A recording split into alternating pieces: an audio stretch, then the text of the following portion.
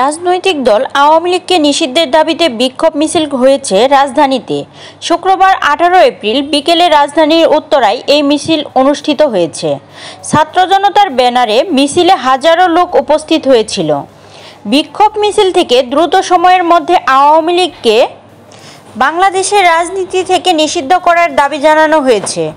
একই সঙ্গে আজ উত্তরায় যারা আওয়ামী লীগের ব্যানারে মিছিল করেছে তাদের শনাক্ত করে দ্রুত গ্রেপ্তারের দাবি জানানো হয়।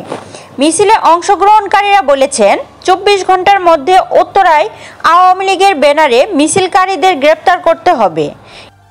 এ সময় তারা স্বরাষ্ট্র উপদেষ্টার পদত্যাগের দাবি করেছেন। মিছিলে শেখ হাসিনা এবং আওয়ামী লীগের বিরুদ্ধে বিভিন্ন স্লোগান দেওয়া হয়েছে।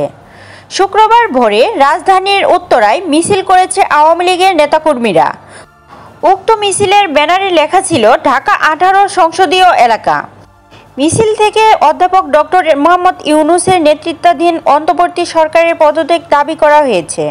বিক্ষোভ মিছিলটির 3 মিনিটের একটি ভিডিও প্রকাশ করেছে আওয়ামী লীগ।